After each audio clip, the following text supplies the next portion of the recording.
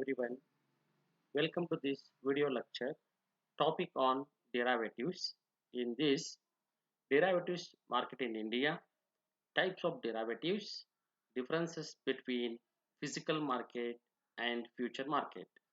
Let us move to the introduction about derivatives. What is derivative? Commodities whose value is derived from the price of some underlying asset like securities, commodities, bullion, currency, interest level, stock market, index, or anything else are known as derivatives.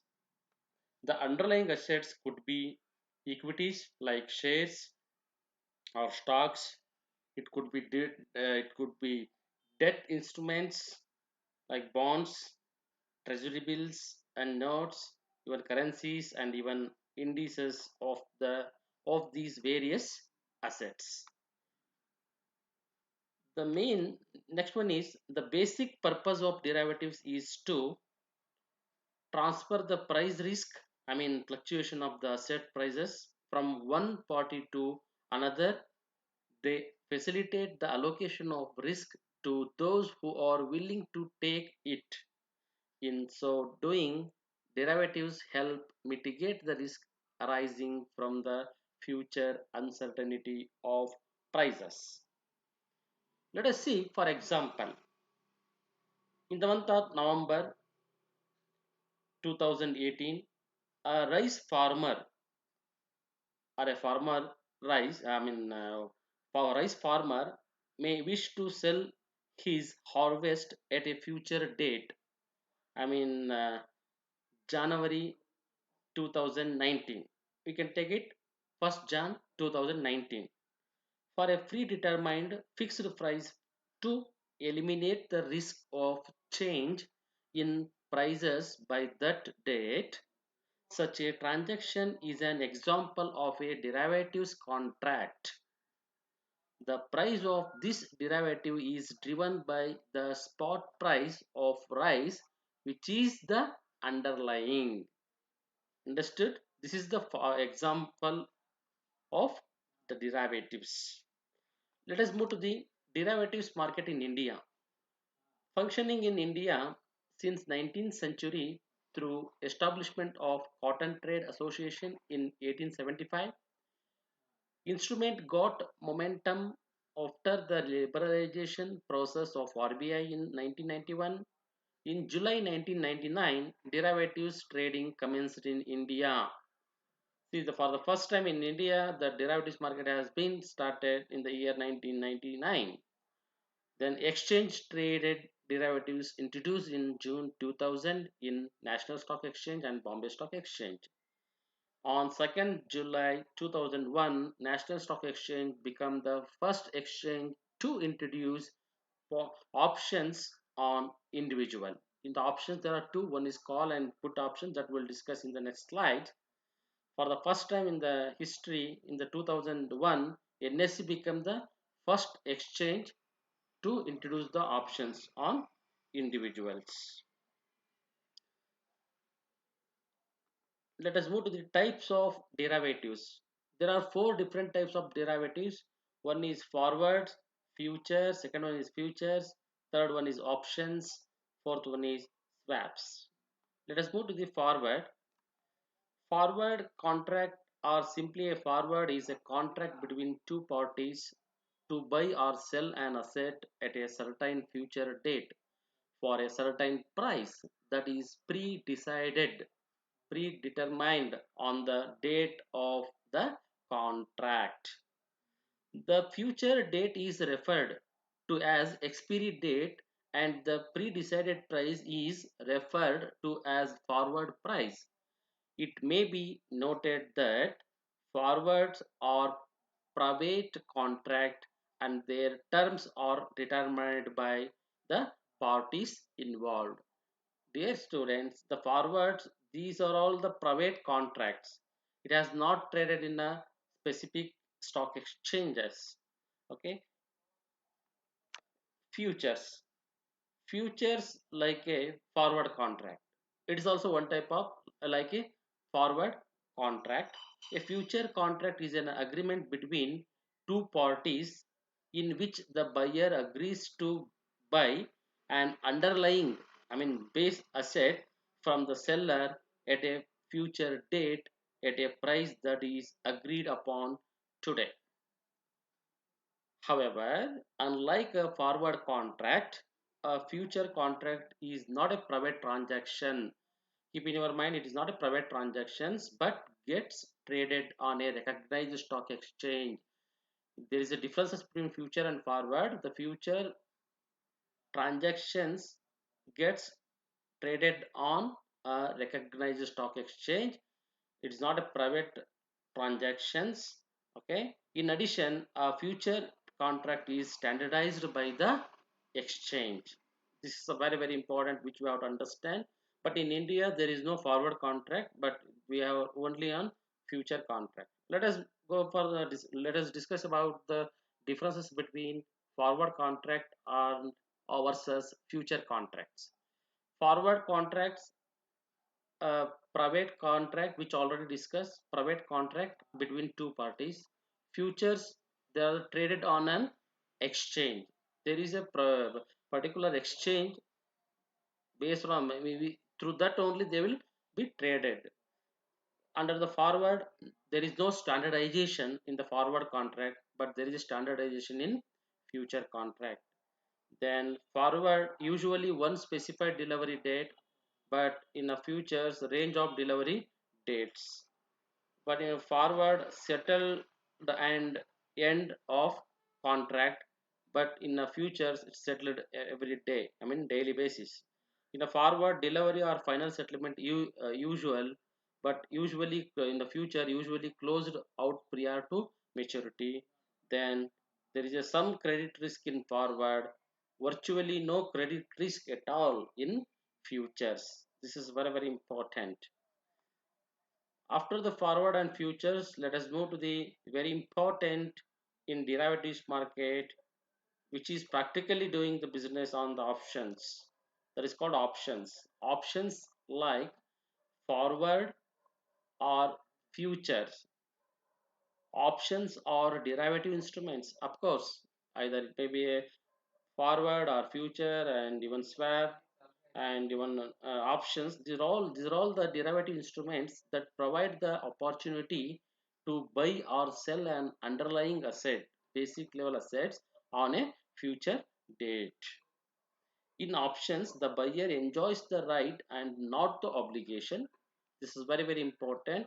In options, buyer enjoys the right and not the obligation to buy or sell the underlying assets. Options are of two different types. One is the call options, another one is the put options. What is call option? A call option a right to buy an asset at a predetermined price or strike price on or before a specific date, which already given previous example. Second one is the put option. It's a vice versa, in opposite to the call. Here in the call option, a right to buy an asset. When you come to the put option, a right to sell an asset at a predetermined price or strike price on or before a specific date. So this is a very important, put option and call option. Call option which is a right to buy. Put option is a right to sell. Let us move to the call option. Call options is an option granting the right to the buyer of the option to buy the underlying asset on a specific day at an agreed upon price, but not the obligation to do so. It is the seller who grants this right to the buyer of the option. It may be noted that the person who has the right to buy the underlying asset is known as the buyer of the call option. This is very important. The price at which the buyer has the right to buy the asset is agreed upon at the time of entering the contract. This price is known as the strike price or predetermined price of the contract. Just we will take an instance. Since the buyer of the call option has the right but no obligation, underline that word, but no obligation to buy the underlying asset. But of course, the buyer of a call option has the right but no obligation to buy the underlying asset. He will exercise his right to buy the underlying asset if and only if the price of the underlying asset in the market is more than the strike price. Strike is nothing but a predetermined price on or before the expiry date of the contract. The buyer of the call option does not have an obligation to buy if he does not want to. This is what call options. Okay, now we'll move to the put options. Exactly the opposite. Right to buy, it's in a call. Right to sell, that is in a put option. Opposite side. A put option is a contract granting the right to the buyer of the option to sell the underlying asset on or before a specific day at an agreed upon price, but not the obligation to do so. It is the seller who grants this right to the buyer of the options. Again, it is the opposite to the call option. The person who has the right to sell the underlying asset is known as the buyer of the put option. The price at which the buyer has the right to sell the asset is agreed upon at the time of entering the contract. This price is known as the strike price or predetermined price of the contract. Let us see that one.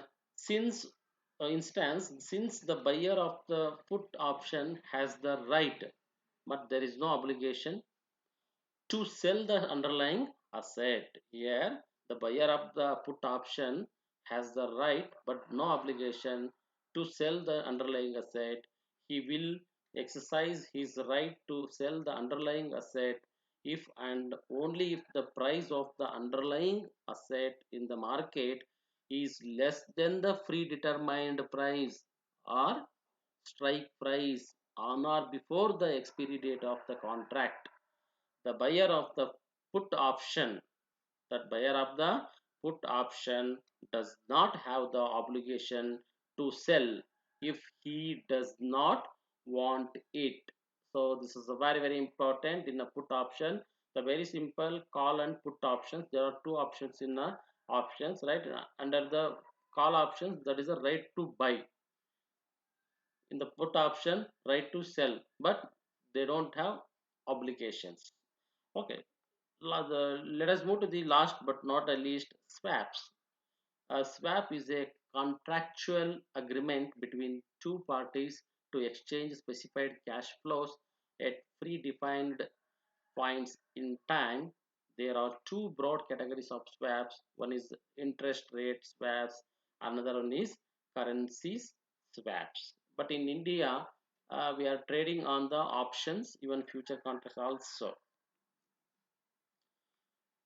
Finally, we'll come to the differences between physical market and future market.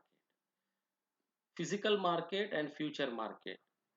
The physical market, it's a real-time transaction. In the future market, it is a future-oriented transactions. In the physical market, the real-time transactions on the spot only they can buy and sell it. And the future market, that is a future-oriented transactions. Under the physical market, physical delivery mandatory. Here they have to, physically they have to deliver. That is in physical market, but in the future market, it is an optional. It is an optional. Next, third one, complete cash payment in a physical market. Here, in the physical market, they have to complete in the cash. There is no any credit based. But when you come to the future market, marginal amount for contracts. It is a marginal amount, they will take it. Then physical market, organized and unorganized market. Both the market are available in physical, but in future only the organized market. There is no unorganized market. Terms and conditions based on participants in physical market. Terms and conditions based on commodity exchange, because this a future market has traded in a established stock commodity exchanges. That's why it has to comes under the terms and conditions on the exchange. Next, physical market, a place where dealing of financial instruments is done for immediate delivery. It is an immediate delivery. There is no delay in physical market. On the spot only they can buy and sell it. Immediate delivery with the physical. But when you come to future market, a place where for future contract are deal by people and entities, because there is no need physical presence in the physical market. That is on future contracts are deal by people and entities.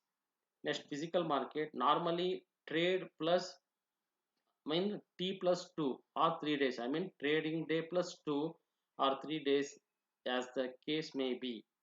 But when you come to the future market at a specific future date, there is a specific future date. During that date only, it has made the transactions. Next, over exchange and over the counter OTCI, which is comes in a physical market. Okay, but in a future market they are traded in a only established stock exchange, established exchanges. So this is a very important, the differences between physical market and forward market. That's why the derivatives is a one very important concepts. For the exam point of view, is a definitely 6 marks or 14 marks question they may appear in your final exam. Overall, the commodities, the main purpose of the commodities is very simple, right? The basic purpose of derivatives is to transfer the price risk, I mean the fluctuation of the set price from one party to another. They facilitate the allocation of risk to those who are willing to take it. In so doing, derivatives help mitigate the risk sharing arising from the future uncertainty of prices. I hope all of you understood. Thank you.